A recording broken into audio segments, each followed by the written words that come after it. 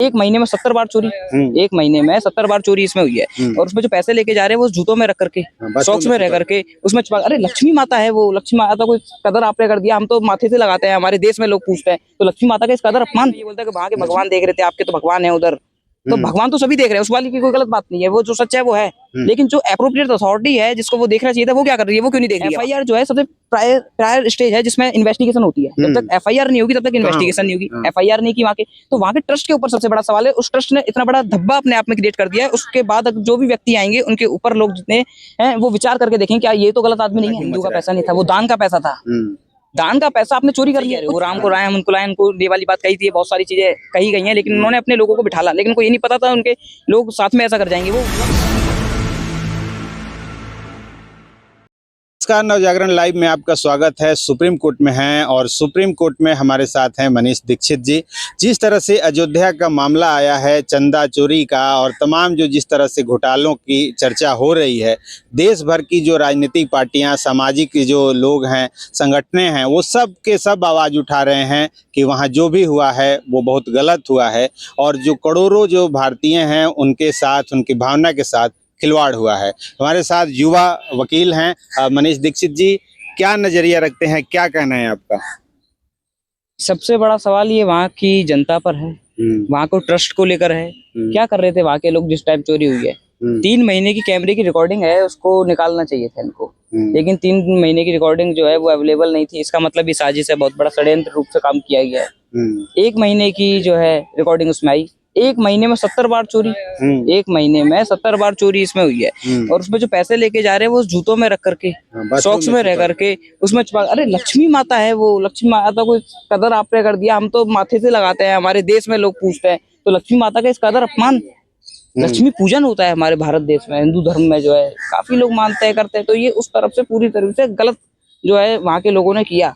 मंदिर में जब व्यक्ति जाता है तो सबसे पहले सर झुका करके जाता है। सर झुका करके हम अपनी आस्था को देखते हैं, सर झुका करके प्रणाम करते हैं, कुछ अपनी बातों को मांगते हैं, अपनी जो भी परेशानियां होती है, दिक्कत होती है, उसको हम बोलते हैं। लेकिन वहां सर उठा करके आपने चोरी कर ली। कुछ रील्स, कुछ वीडियोस जो मैंने देखी उसमें ये बोलता है कि वहां के भगवान देख रहे थे, आपके तो भगवान है उधर।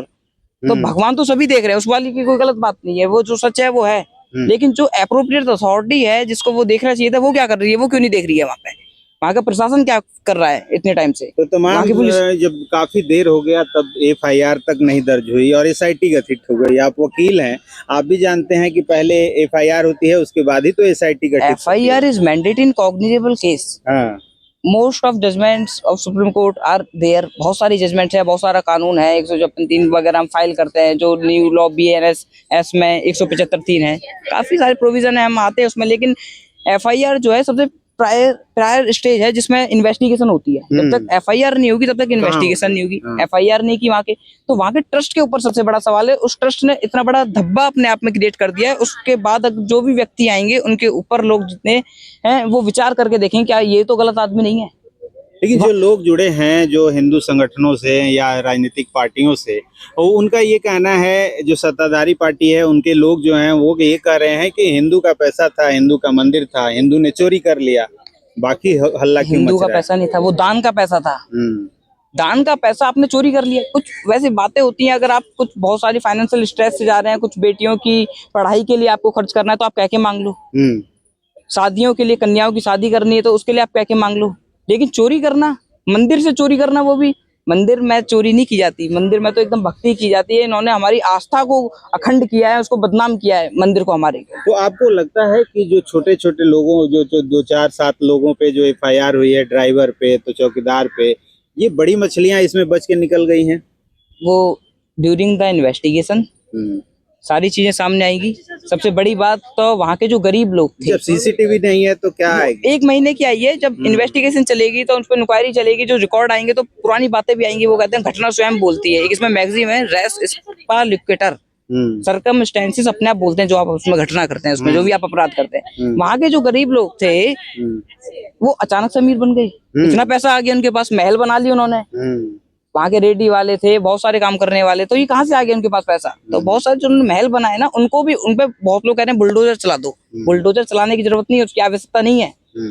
उसमें ये व्यक्ति कर सकते हैं कि उसको धर्मशाला बना के, उसको मंदिर के क्योंकि मंदिर का पैसा है, मंदिर के पैसे से मंदिर का जो भी काम हुआ है, उसके आसपास काम हुआ, वो सारा मंदिर के लिए ही इस्तेमाल हो जाना चाहिए। जो मेरा जो मेन जो ट्रस्ट के जो देख रेख कर रहे थे चंपत राय जी, उनपे सवाल उठ रहे हैं, आपकी नजर में क्या है? उन्होंने तो इस्तीफा दे दिया सबसे पहले। इस्तीफा इसलिए दे दिया क्योंकि ज्यादा टाइम रहेंगे उसमें, एसोसिएशन में शामिल रहेंगे, तो उन्होंने अपने आप को बचाने के लिए अभी पीछे हो गए। लेकिन अगर उन्होंने ऐसा कुछ किया है और उनके साथ, क्योंकि अकेले काम ये नहीं किया जा सकता, मंदिर में चोरी अकेला कोई व्यक्ति नहीं कर सकता। ये अपने आप में बहुत बड़ा एसोसिएशन है, और ये आप तो पता लगी कितने टाइम से चोरी होती होगी पैसों की, कितने टाइम से वो, अब तो बात खुली है धीरे धीरे जो एफआईआर हुई है। लोगों का कहना ये है कि प्रधानमंत्री की कितनी जिम्मेवारी है। सुप्रीम कोर्ट ने आदेश दिया एक ट्रस्ट बनाने को, प्रधानमंत्री ने उसको सदन में उनका ऐलान किया कि हमने ट्रस्ट बनाया, प्रधानमंत्री की देखरेख में लोग रखे गए, अब प्रधानमंत्री जी उस पे मौन है। प्रधानमंत्री जी के ट्रस्ट पे रोक रखे गए का मतलब उसमें शपथ नहीं ले ली गई बहुत बड़ी कि प्रधानमंत्री जी ने कह दिया यहाँ पे ऐसा कुछ नहीं होगा। वो भी व्यक्ति है, सब इंसान है अपने आप में, उन्होंने जो एक विश्वास से किया कि हाँ जी कि इसमें एक एसोसिएशन ऐसा होना चाहिए जो कि एक ट्रस्टेड पर्सन, हम राम को लाए हैं, हाँ वो ये बात आप सही कह रहे हो, वो राम को लाए, हम उनको लाए, उनको ये वाली बात कही थी, बहुत सारी चीजें कही गई हैं, लेकिन उन्होंने अपने लोगों को बिठाला, लेकिन उनको ये नहीं पता था उनके लोग साथ में ऐसा कर जाएंगे। वो वक्त है, चीजें हैं, अब वो सारी चीज सामने आ गई, एफआईआर हो गई, तो प्रधानमंत्री जी के होते हुए जो एफआईआर आ गई, तो एफआईआर भी तो हो ही गई, भले ही देर से हुई। चीजें, कुछ चीजें समय मांगती है, टाइम लगता है, चीजों में हो गई, और ये सारी बहुत जल्दी होंगी। सुनवाई निष्पक्ष होगी, और सुनवाई निष्पक्ष होगी जब एफआईआर हुई है और सारे सीसीटीवी फुटेज 1 मंथ के लिए आए, और सबसे बड़ी बात तो इस पर सुनवाई होगी, और इसमें एक एक चीज बारीकियां सामने आएंगी, और वो बारीकियां जो है वो कोर्ट के सामने आएंगी, और वो अदालत का जो फैसला होगा वो सबके ऊपर लागू होगा। चलिए, बहुत बहुत धन्यवाद। तो इस वीडियो पर आपकी क्या प्रतिक्रिया है, कमेंट करके बताएं, और देखते रहें नवजागरण।